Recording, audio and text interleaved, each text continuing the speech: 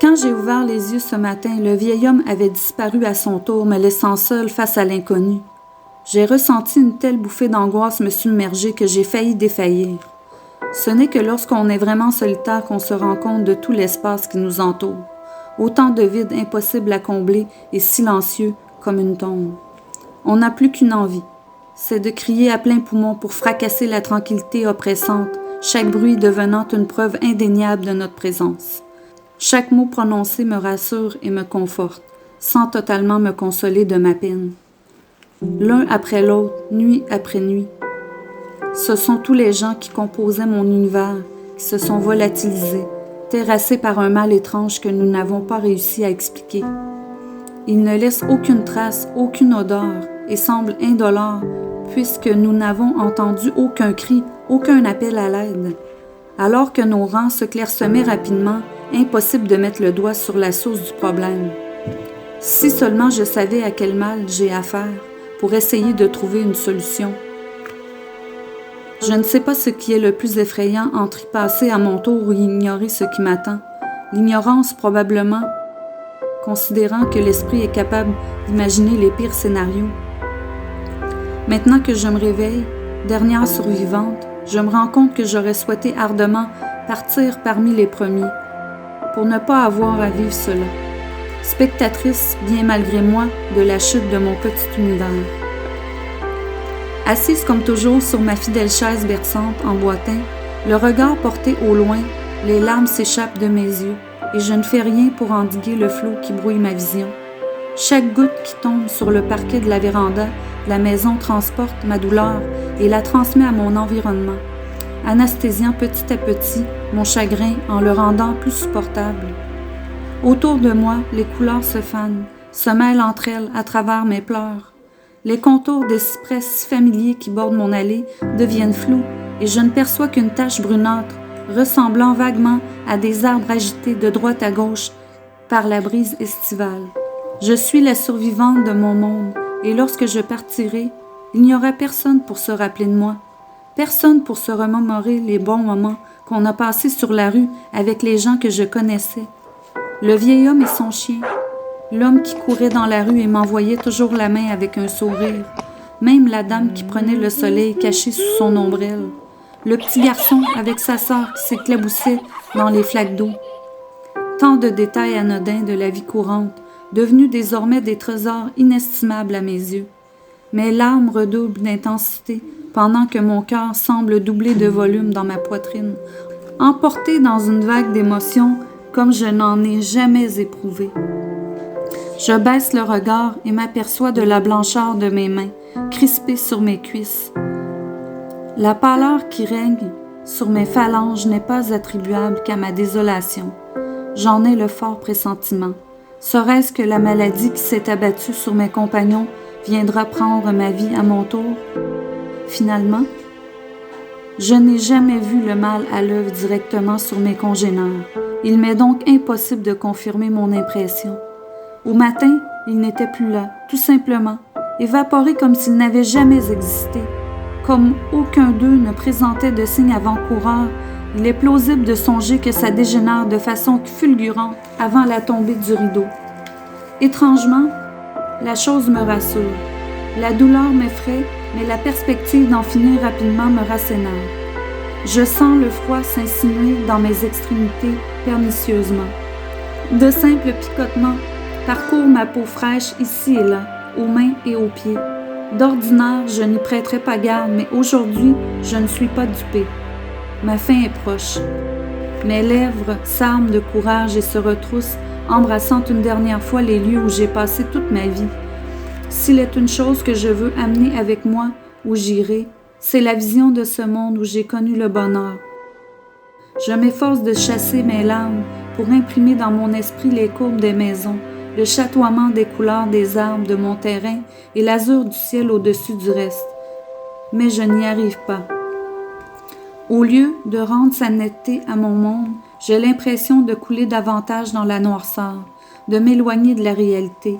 Et au lieu d'en être effrayé, je sens un sentiment nouveau de bien-être s'installer dans mon être, comme une fleur qui s'épanouirait dans mon cœur, une sensation de renouveau. Je ferme les yeux, accueillant pleinement cette perception en mon sein et me laissant envahir par elle. Je quitte maintenant ce monde, mais j'ai la conviction que ce n'est que pour en rejoindre un meilleur, où le malheur ne pourra jamais s'abattre. Attendez-moi, mes compagnons disparus, puisque je vous rejoindrai sous peu. La porte s'ouvrit pour livrer passage à un jeune homme portant lunettes rondes et barbichette. Se passant la main dans les cheveux, son regard survola les caisses et les meubles rangés dans le petit bureau. Il se faufila dans une petite rangée et esquissa un sourire en apercevant l'objet de sa recherche. « Est-ce que tu l'as trouvé ?» lança une voix depuis l'entrée. « Je ne veux pas arriver en retard pour ça. »« Ça va, Mario, je le vois juste ici. Ce sera le parfait cadeau pour Madeleine. » L'homme s'agenouilla et tendit la main. Ses sourcils se froncèrent quand elle détailla la surface de l'objet. « Je ne comprends vraiment pas. » Mario passa la tête par l'embrasure. « Alors ?» L'autre se redressa, le tableau entre les mains. « C'était le dernier qu'il me restait à vendre, fit-il. J'ai réussi à écouler tous les autres cette semaine et je suis persuadé que celui-ci était intact la dernière fois que je suis venu. Et là, regarde, c'est comme si la peinture avait coulé. » Il tourna la toile vers Mario, mais il ne vit que quelques traces confuses où perlaient des couleurs indistinctes et des formes obscures. « C'est moche, » acquiescia-t-il. « Surtout que tes toiles sont toujours tellement jolies. On a l'impression d'y être quand on les regarde. Qu'est-ce qui était représenté sur celui-là? » L'homme haussa les épaules, indécis. « J'en ai tellement fait. Je crois que c'était une femme sur sa galerie que j'ai croisée pendant une promenade en ville. Elle m'avait inspiré et je n'avais pas pu m'empêcher de la peindre en revenant. Madeleine sera vraiment peinée de savoir que son tableau a souffert comme ça. J'imagine que je devrais lui en proposer un autre. » Il approcha la toile de son nez et huma, fronçant les sourcils de nouveau. Appuyant le cadre sur sa hanche, il passa un doigt sur les traces humides et le porta à ses lèvres. C'est vraiment étrange. On ne dirait pas de la peinture. C'est salé comme des larmes. Il leva la tête vers Mario, qui ne lui accordait plus la moindre attention, occupé à pianoter sur le clavier de son cellulaire. Il reposa le cadre sur une des boîtes et soupira. « Viens, inutile de nous mettre en retard en plus. » Il hocha la tête et elle attendit avant de refermer la porte, laissant la pièce à être absorbée de nouveau par l'obscurité.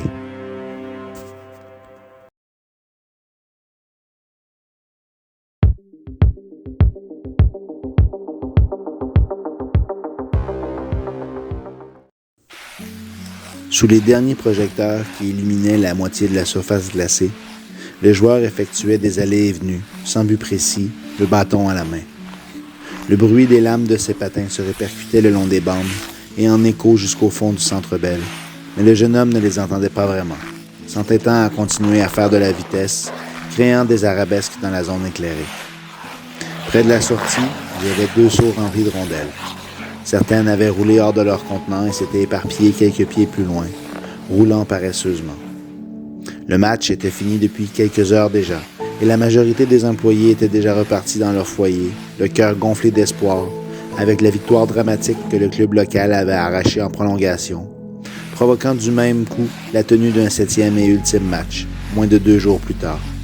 La série avait bien failli se terminer en queue de poisson, et la saison avec elle, mais contre toute attente, il tenait encore bon, renversant les pronostics. Le souffle court, le jeune homme finit par relever la tête, sortant de ses pensées, et aperçut un homme dans les gradins, qui descendait d'un pas lent dans sa direction. Ce n'était pas le responsable de la glace, ni le gardien. Il les connaissait suffisamment pour faire la différence. Était-ce un fan qui aurait attendu tout ce temps dans l'édifice, espérant croiser l'une des vedettes de l'équipe et qui aurait réussi à échapper à la vigilance des employés? Le nouvel arrivant se rendit nonchalamment vers le passage menant au vestiaire, s'arrêta un instant pour le regarder, les mains dans les poches. Il arborait ce que le jeune homme associait à un homme d'affaires. Pantalon beige propre, une ceinture noire avec une boucle rutilante et une veste de cuir brune avec le numéro 0 brodé de chaque côté des manches, juste au-dessus du coude. Un sourire éclaira doucement son visage lorsqu'il se rendit compte qu'il avait été découvert. Avec un soupir, détestant être dérangé dans la routine qu'il s'était lui-même imposée, il donna un coup de patin pour se propulser vers son invité mystère, se laissant glisser sur les derniers mètres jusqu'à l'entrée. « Je peux savoir ce que vous faites ici? » demanda-t-il sans embâche, en s'appuyant sur le cadrage de la porte vitrée. « Je pourrais te retourner la question, garçon, » répliqua l'autre sans s'émouvoir. Maintenant qu'il se trouvait plus près, le hockeyeur pouvait davantage détailler les traits de l'homme. Il n'avait aucune ride apparente. Cependant, ses yeux d'un bleu acier exprimaient une certaine sagesse qui ne s'acquérait qu'au prix d'années d'expérience. Les lèvres rieuses et les pommettes hautes lui donnaient un côté jeune et enjoué, mais ce n'était qu'une façade. Ses cheveux courts, poivre et sel, étaient gominés vers l'arrière, brossés sur la gauche. Une cicatrice courait de l'arcade sourcilière droite jusqu'en haut du crâne, se perdant dans le cuir chevelu. « J'ai demandé la permission de pouvoir rouler un peu plus pour chasser l'effervescence du match, » expliqua d'un air intrigué le joueur, cherchant un employé du coin de l'œil. « Je n'aime pas sortir d'ici avec trop d'émotion. Je n'arrive pas à bien dormir par la suite. Et vous, qui vous a laissé entrer? » L'homme ricana sans méchanceté, s'avançant de quelques pas pour embrasser la patinoire du regard. « Disons que je fais partie de la famille, en quelque sorte. » Il se tourna vers son interlocuteur. « C'est vrai que c'était fameux ce soir. Ça s'est resserré, mais quand ça a compté, vous vous êtes relevé à temps. J'en étais carrément soufflé, comme la plupart des gens dans les gradins. »« Oui, c'est vrai que ça faisait plaisir. Donc, vous êtes... » »« Tu peux m'appeler Franck. » fit le nouvel arrivant en tendant la main. Après une brève hésitation, le hockeyeur lui serra en hochant la tête. Franck se fendit d'un sourire charmé. « Pas besoin de me dire ton nom en retour, mon garçon. Je n'ai qu'à ouvrir la radio et j'entends parler de toi. T'es voué à une belle carrière, selon ce qu'on entend partout. » Sentant le rose lui monter aux joues, toujours enchanté de se faire encenser, le jeune homme bredouilla. « Vous savez ce que c'est?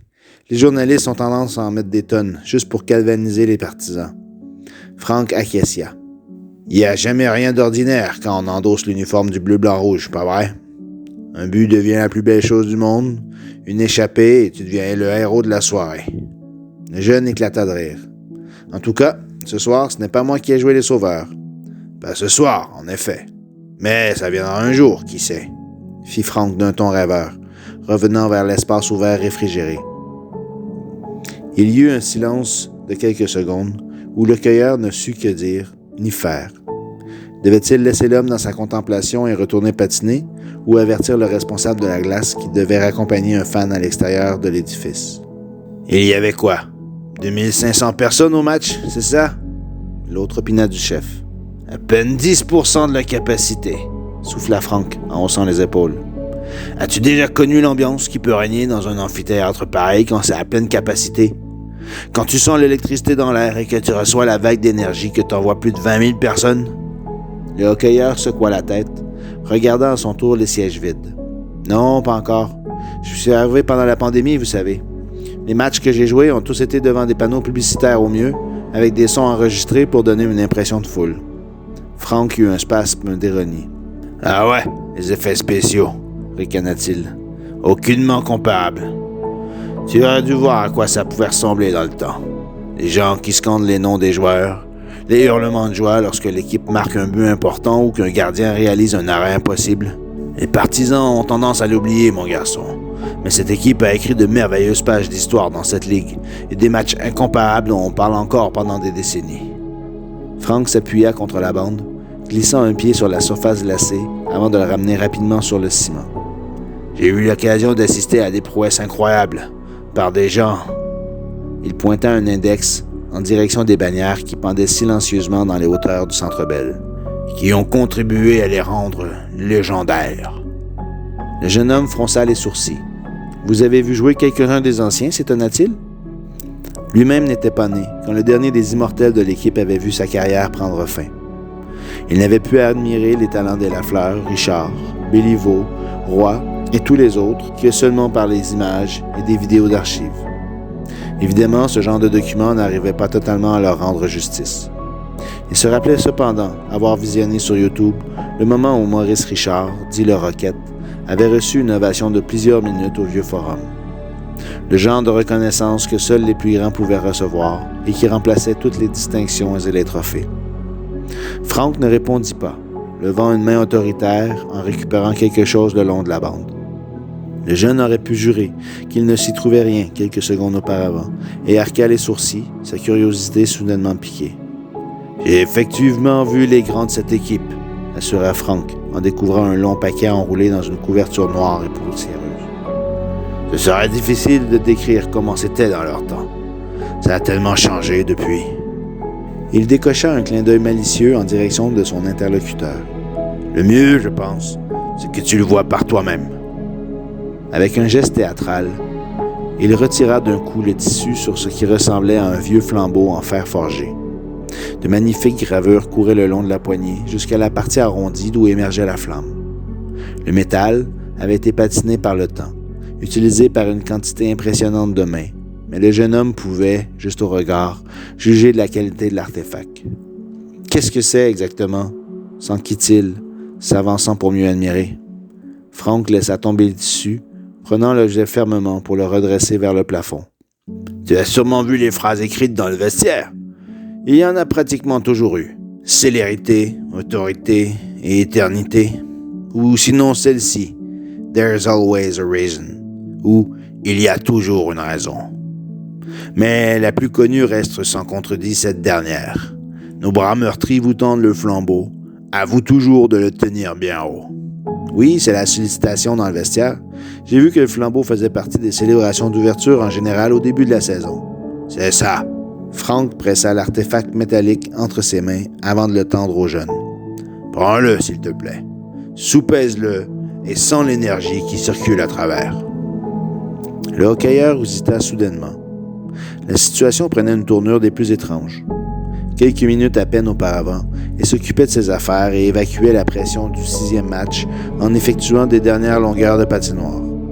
Maintenant, il s'apprêtait à accepter un flambeau d'un parfait inconnu qui avait déboulé des gradins, passant sous le regard des employés. La soirée avait déjà connu un dénouement incroyable avec la victoire en prolongation. Avec un haussement d'épaule, il se dit que rien d'autre ne pouvait venir le surprendre et qu'il allait finir de discuter avec Frank avant de retraiter à son appartement et se préparer à s'envoler vers Toronto. Quel mal pouvait-il y avoir d'accepter de prendre un flambeau? Lorsque ses doigts entrèrent en contact avec la poignée, il fut cependant surpris de ressentir instantanément une douce vibration en provenance de l'objet. Une chaleur envahit ses mains, sans le brûler, et le jeune homme interrogea l'homme en veste des yeux. Ce dernier souriait en coin, hochant la tête. « Tu le sens, pas vrai, mon garçon? » Il leva le bras et désigna le centre de la glace, invitant le joueur à s'y rendre. « Pourquoi tu ne ferais pas une répétition de l'ouverture de la saison? Juste pour voir comment c'est, » fit-il avec un clin d'œil. Encore abasourdi par l'impression de puissance que dégageait l'objet oblong, le jeune ne s'opposa pas. À cet instant, le match joué, ses coéquipiers, le responsable de la glace et le vol vers Toronto lui semblaient à des kilomètres de distance. Le regard rivé sur le flambeau gravé, il allongea les jambes, patinant lentement vers la ligne rouge au centre et le centre de mise au jeu. Ce faisant, il quitta la zone illuminée par les derniers projecteurs, se retrouvant soudainement dans une obscurité pesante dans l'immensité de l'aréna. Rendu à son objectif, le joueur se retourna vers Frank qui avait rejoint la glace. Il se tenait à peine sur le rebord, les mains de nouveau dans les poches. Il leva le menton. « Qu'est-ce que tu attends, dis-moi? Il est grand temps d'embraser le cœur du passé, mon garçon. » Ne comprenant pas bien la dernière phrase de l'homme, le porteur du flambeau sourit à moitié. Se retrouver ici, comme tant d'autres grands joueurs avant lui l'avaient fait, la main bien haute, provoquait chez lui de belles émotions. Combien de soirées avait-il passé devant son téléviseur à rêver en regardant les matchs? Au moment où son tour viendrait à faire vibrer le bâtiment et soulever le toit avec un but victorieux, provoquant la cohue dans la foule et faisant perdre la voix aux commentateurs qui s'époumonneraient à décrire ses prouesses. Baissant les yeux sur la glace, il ne pouvait totalement apercevoir le rond de mise en jeu, mais distinguait à peu près l'endroit. D'un petit coup de pied, il se poussa jusque-là et vint cogner l'extrémité du flambeau contre la surface glacée. Dans les célébrations du Centre Bell, c'était le moment qu'il adorait, où l'espace paraissait s'embraser progressivement. Des flammes apparaissaient subitement et montaient jusqu'au gradin supérieur. Il n'y eut rien de tel cette fois. « Évidemment, » soupira le jeune homme. « À quoi je m'attendais? » Il redressa sa torche métallique, secouant la tête. Il allait pivoter pour retrouver Frank, mais figea soudainement. Était-ce un courant d'air qu'il avait senti lui refroidir le cou? Il leva le menton vers le tableau indicateur au-dessus de lui, aussi sombre et froid que la nuit, et les bannières plus hautes encore. Plissant les paupières, il prit le temps de bien regarder. Il ne rêvait pas. Les étendards, rappelant les numéros des grands joueurs, semblaient bel et bien flotter au vent, se soulevant doucement sous une brise qu'il avait détectée. Mais qu'est-ce que... Sous ses pieds, il sentit un grondement qui l'alarma. Il faillit lâcher son bien, mais resserra plutôt les doigts, alors que la vibration s'intensifiait rapidement. D'un simple son grave et intrigant, il devint en quelques secondes assourdissant et emplissant l'intérieur de l'enceinte, l'entourant de toutes parts. « C'est beau, n'est-ce pas? » fit Frank, apparaissant à ses côtés, les mains toujours soudées à ses poches. Le jeune sursauta, mais l'homme ne s'en offusqua pas, son attention tournée vers les gradins désertés. « Qu'est-ce qui se passe en ce moment? » s'enquit le joueur, s'agrippant à la manche de la veste en cuir de son interlocuteur. Frank sourit. « Tu n'as rien à craindre, mon garçon. Ferme les yeux et ouvre ton cœur. » Joignant le geste à la parole, Frank lui-même s'exécuta. La clameur qui les enveloppait de toutes parts l'avait pratiquement empêché d'entendre les paroles de Frank, mais le gamin finit par l'imiter. « Ce sont les fans que tu entends, » expliqua l'homme d'une voix douce, mais pas suffisamment puissante pour couvrir le vacarme. « Tous les partisans, depuis toutes les années que ce club existe. Entends leurs chants et les acclamations qu'ils te réservent. Reçois-les comme le cadeau le plus inestimable de ta carrière d'hockeyeur. » Prenant une grande inspiration, le jeune joueur discerna dès lors les bruits de la foule, les applaudissements et les encouragements, les sifflets et les rires. Ce n'était plus un vacarme qui lui parvenait, mais une vague d'émotion et d'énergie comme il n'en avait jamais connue.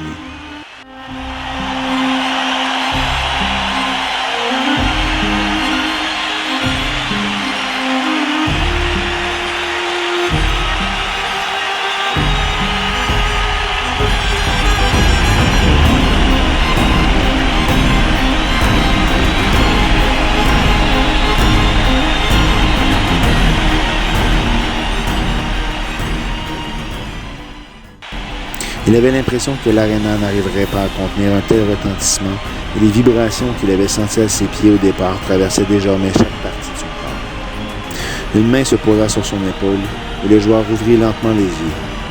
À sa grande stupeur, il sentit une larme s'échapper du coin de son œil et couler le long de sa joue. Frank opina du chef. Lui aussi pleurait. Autour d'eux, la clameur disparut graduellement, revenant à un niveau acceptable, puis à un simple murmure. Il ne se trouvait personne avec eux et pourtant, c'était comme si la place était bondée. « Il n'y a pas de mal à exprimer ce qu'on ressent, mon garçon. Des plus durs que toi ont reçu une telle dose d'amour inconditionnel et se sont mis à chialer comme des enfants. Tu voulais savoir ce que c'était que de vivre l'expérience d'un amphithéâtre rempli à pleine capacité, alors que les gens exultent depuis leur siège? Il n'y a rien de comparable, n'est-ce pas? » Le gamin acquiesça, essuyant distraitement son visage avec sa main libre. « Comment vous avez fait ça? » voulut-il savoir. Frank leva de nouveau les bras sans répondre, les traits s'illuminant d'une grimace amusée. « Regarde les héros du passé, comme ils volent sur la glace. » Tournant la tête, le jeune homme aperçut des reflets dans l'obscurité, à l'extrémité inverse d'où il se tenait sous les projecteurs. D'abord, de simples ondulations blanchâtres, des silhouettes émergèrent bientôt de la noirceur, portant comme lui le chandail légendaire. Les premiers patineurs le dépassèrent en coup de vent et il appréciait la vitesse de l'inconnu, évoluant avec autorité sans le regarder. Un grand nombre d'hommes apparurent sous ses yeux médusés, apparaissant comme des ombres et se mettant lentement à tournoyer autour de deux personnes se tenant au milieu de la patinoire. Le jeune homme aperçut les numéros qu'arboraient les visions blêmes et légèrement translucides. « Attendez, là c'est un 9, lui c'est un 4. Ce sont les Canadiens dont on a retiré les chandails, pas vrai? » Frank acquiescia, admirant le spectacle. Béliveau, Lac, Geffrion, Morenz et évidemment les deux frères Richard évoluaient en cercle, flottant avec grâce et puissance sur la glace, comme dans leur prime jeunesse.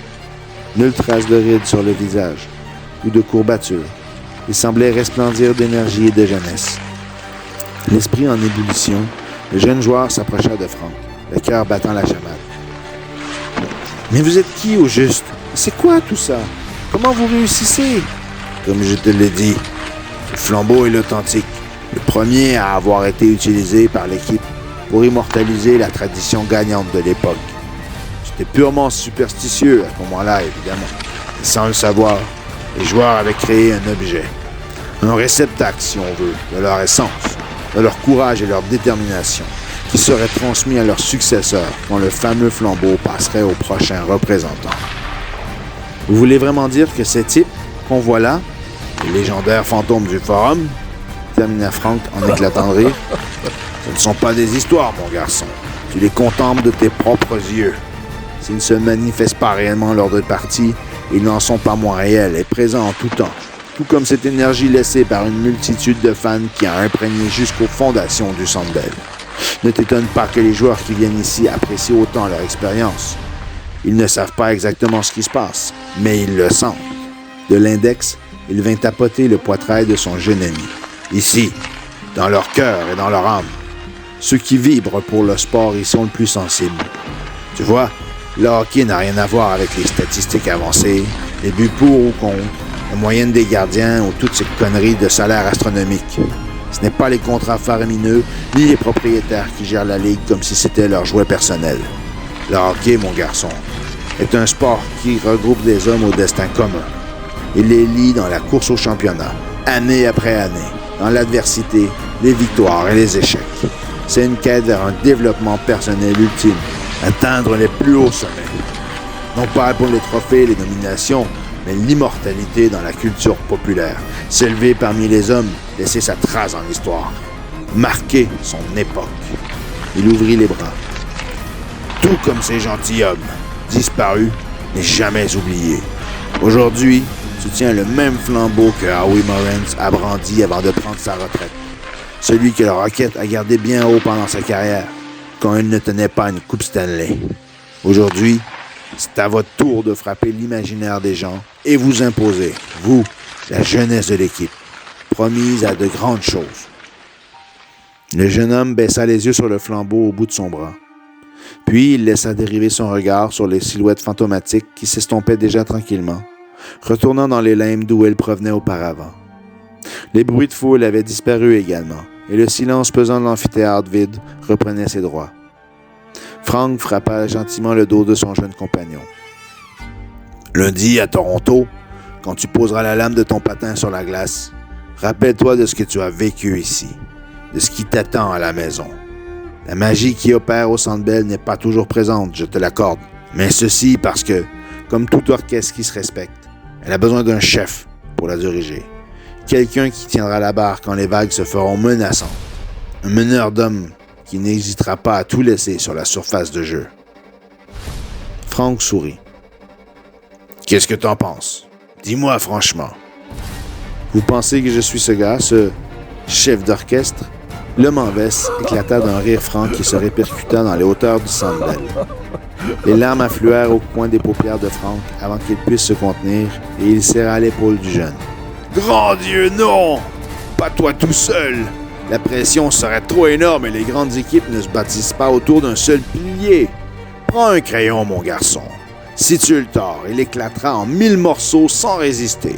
Mais prends-en 5 ou 10. Jamais ils ne poiront sous la pression. Ils résisteront au vent et à la marée. Tu n'as pas à être le sauveur d'une équipe, mais l'étincelle qui embrasera l'ensemble. » Ses lèvres se retroussèrent sur des dents parfaitement blanches. « Ma foi, voilà un boulot pour lequel je te crois assurément qualifié. » Il recula d'un pas, relevant la manche de sa veste et regarda sa montre. « Il se fait tard maintenant. Je crois avoir fait le tour de tout ce que je voulais te montrer. » D'un bon pas, glissant plus que marchant, il entreprit de rallier la porte d'accès menant au vestiaire et au gradin. « Je vous redonne le flambeau, Monsieur Franck? » questionna le jeune. Il se sentait dans un état second, encore secoué des miracles et des apparitions dont il avait été témoin. Lui qui croyait connaître les lieux, il s'apercevait ce soir qu'il y avait beaucoup à découvrir dans les coins et les recoins du Centre Bell. « Tu sais quoi? Garde-le! » affirma Franck en fouettant l'air de la main. « Ça doit faire 60 ans que je garde ce truc sous le bras et je crois qu'il est grand temps qu'il revienne à la maison. »« Ça fait 60 ans que vous le possédez? » s'écria le hockeyeur, écarquillant les yeux. « Mais comment est-ce que... » Sautant à l'extérieur de la surface glacée, Franck lui décocha un sourire radieux. « Comment ai-je l'air si jeune? » Il prit une pause. « Ce soir, t'as vu l'esprit du Canadien de Montréal. Pas la marque de commerce ni l'industrie, l'âme même de l'équipe. Considère-moi comme le préposé intemporel à l'équipement, ça fera l'affaire. » Il pointa le flambeau. « Amène ce truc avec toi à Toronto, mon jeune ami. Fais-le passer de main en main, juste pour voir s'il n'insufflerait pas une énergie nouvelle à tes camarades. Tu sais, la dernière personne à qui j'ai partagé tout ça n'y a pas cru aux premiers abords. J'ai hésité énormément en avant de t'aborder, mais je crois avoir fait le bon choix. » À qui aviez-vous parlé alors? À Lac, en 2010. Il avait bénéficié d'une bonne dose de confiance après avoir reçu un coup de pouce du fantôme de Jacques Plante. Mais il a refusé le flambeau, et la magie s'est malheureusement étiolée.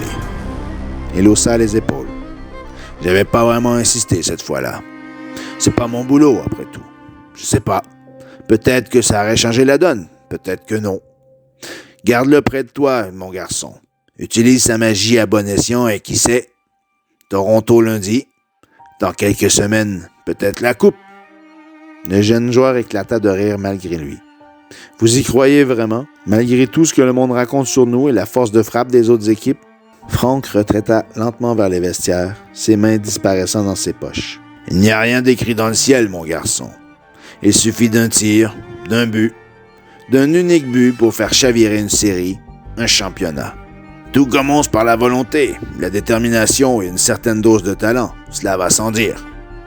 T'as déjà les capacités et le reste, avec la force des anciens, va savoir où votre aventure s'arrêtera vraiment. » Il le salua d'un hochement de tête, disparaissant à la vue de l'hockeyeur. La voix de Franck retentit une dernière fois dans le silence de l'aréna. « N'oublie jamais, mon garçon, leurs bras meurtris te tendent le flambeau. À toi aujourd'hui de t'assurer de le brandir bien haut. » L'écho de ses paroles finit par s'atténuer, et lentement, paraissant émerger d'un rêve éveillé, le jeune patina jusqu'à la porte d'accès à son tour. Avant de quitter la glace, il se retourna une dernière fois et scruta les gradins vides, ressentant encore dans sa chair les vibrations produites par les clameurs de la foule. Il pinça les lèvres et sortit d'un bond, ralliant le vestiaire. Il croisa le responsable de la glace et lui confirma qu'il partait à son tour. La nuit tomberait pour de bon sur le Centre Bell, les projecteurs s'endormant enfin. Devant son casier, le jeune prit le flambeau en fer forgé, magnifiquement gravé, et le tint devant son visage. Il était la preuve irréfutable qu'il n'avait pas tout imaginé là-bas, sur la patinoire. Après une brève hésitation, il le fourra dans son sac de sport avec son équipement. Il ferait le voyage avec eux. Là-bas, avant le match ultime, le jeune hockeyeur le présenterait au reste de l'équipe. Et les fantômes du Centre Bell seraient de la partie, une fois de plus contre leurs éternels rivaux de Toronto, en route vers la victoire, comme autrefois.